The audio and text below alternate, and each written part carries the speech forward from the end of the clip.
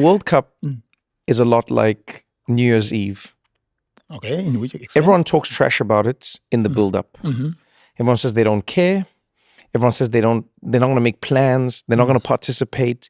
Ask somebody what their plans are for New Year's Eve. They'll be like, is that even a thing anymore? New Year's Eve, I'll probably just sleep. I don't even care what's happening. I'm not into it. The day the clock strikes 12 and it's the 31st now, then you start getting the texts. Hey, what's happening? Have you heard of anything? Are you going anywhere? Where's the party at? Maybe we should go to a party. And then when it gets close to 12, it's on. And once it's on, all you're left with is joy and regret. I feel like the World Cup is that. No, because I was thinking about this. Every single World Cup starts with the scandal. Oh, multiple scandals. And by week 2, people can only talk about the World Cup. So go South Africa, 2010. Everybody was saying, can this country host a World Cup? Is Africa ready? There's too much crime in South Africa. They don't have the infrastructure. It's going to be a bad World Cup. It's not going to go. World Cup started. Week 2, all we knew was football. Actually, the moment Shabalala scored that goal, finished. Everything shifted. Yes. Finished. Qatar. Oh, before that, Russia. Oh, yeah, Russia. Oof. Russia was before that. People were Brazil like, oh, no. Brazil as well. 2014, yes. Brazil, they were like, oh no, the infrastructure, things are not going to work. The favelas and these. You name it.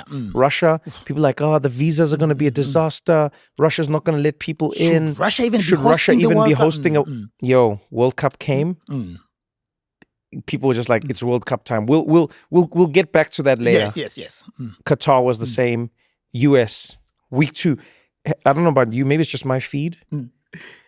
Everything is World Cup now. No, I'll say this, and that's, I think, the beauty and also the curse, in a funny way, of the World Cup, because that's what gives FIFA so much power and so much leverage.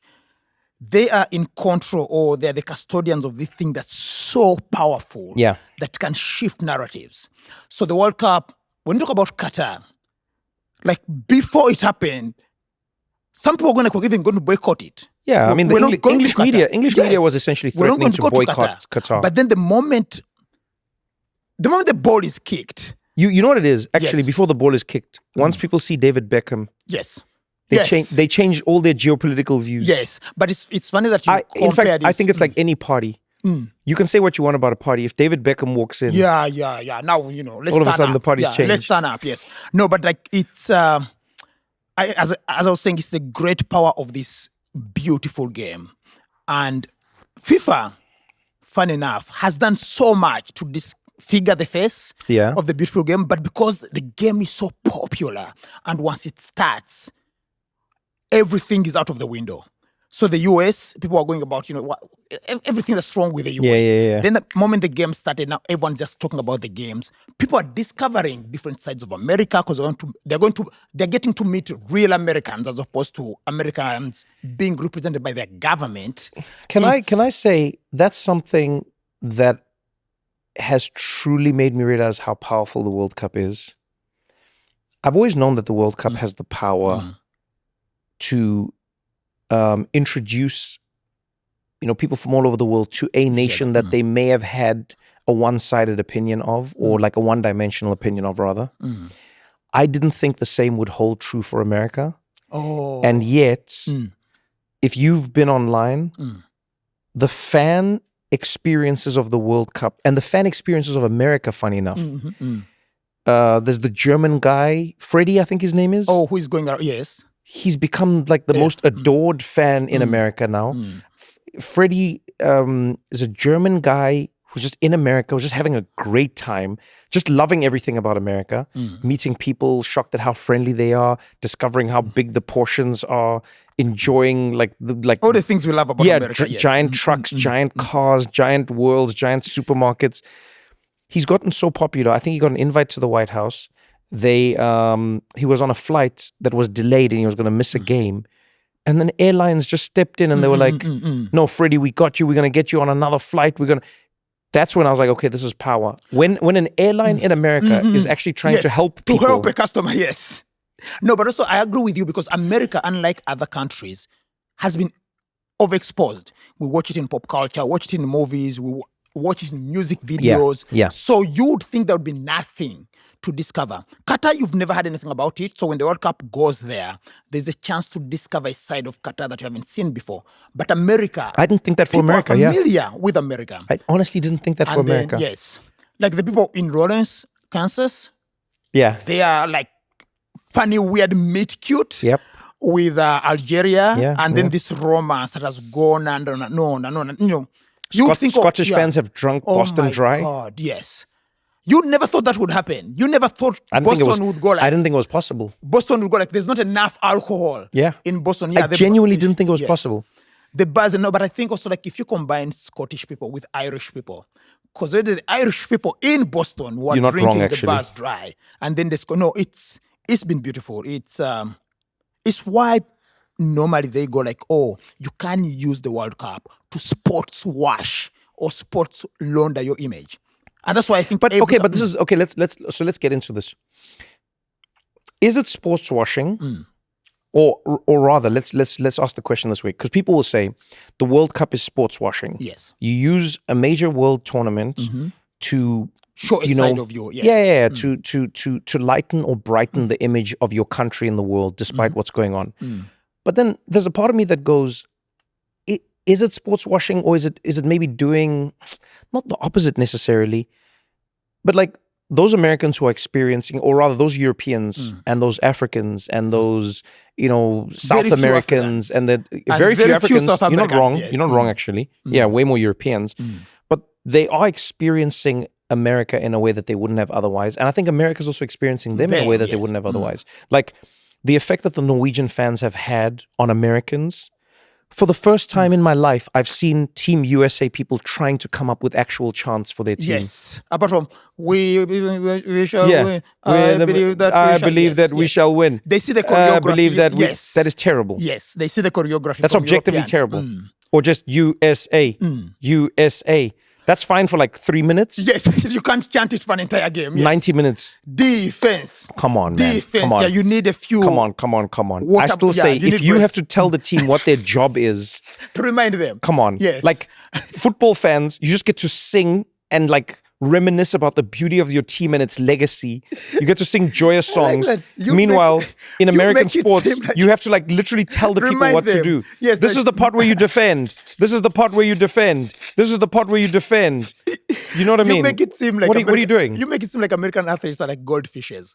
No, but they're not. I'm saying the chants. Yes. The chants are terrible. No, like the I think choreography. Yes. So I understand. Yes, I'm not saying the sports washing isn't a thing, but I'm often torn because we live in a world where people say we as humans need to spend more time getting to know each other so that we form opinions of each other and places and ideas. Let's become less rigid. And then when we have events that do that, we then say the events shouldn't happen because I think it's because when else would it happen? No, I think it's because when else would thousands of Norwegians be influencing Americans? When else would thousands of Scottish people be influencing? Look at and not just in America. Look at the new romance between Korea and Mexico. Have you seen the Korean and Mexican fans? That's beautiful. Yes, that's beautiful. I'll say there are going to be so many Korean Mexican babies born next year.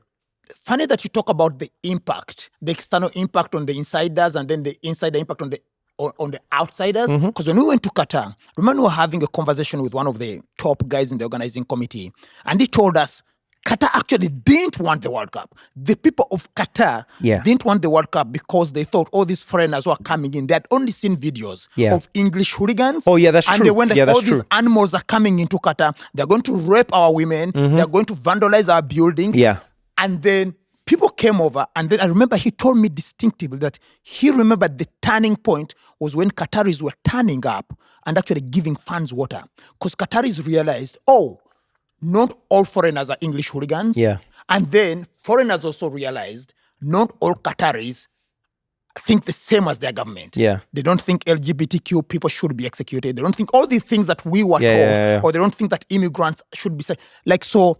That's very interesting. But the reason I think people talk about sports washing is when you look at the countries that normally vie to host the World Cup, they're countries in need of a reputational cleanup. So, for example, Russia, that just invaded Crimea when they got the World Cup.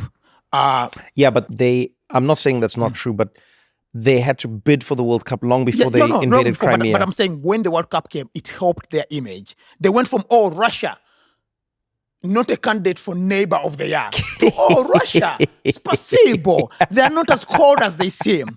I'll say, look at Qatar. Okay, so now it was Russia, Qatar, the US, then it's going to be Morocco, Spain, and then it's going to be Saudi Arabia. And I think logically the next stop should be North Korea. Man, a North Korean World Cup would be something. We'll be like, we did. Did you see, by the way... Rodman was right all along. By the way, did you see, there was a piece that I was reading, or I saw something online. It's funny you brought up North Korea. Apparently, North Korea has experienced like a boom over the past few years. Like a major... And please, don't get me wrong, this is relative to itself, because North Korea is still like extremely underdeveloped. There's a lot of poverty in it. But apparently they've really been doing well, ironically, because of the wars that are being fought. People forget how much money they make from arms. Yes. And also from training troops. And from but apparently, so you never know. Maybe North Korea could be. But okay, but I saw this video, because you're talking about North Korea. I saw this video that was showing how North Korea has changed, has developed, and they're just using a parking lot. And you could see the number of cars. Yeah.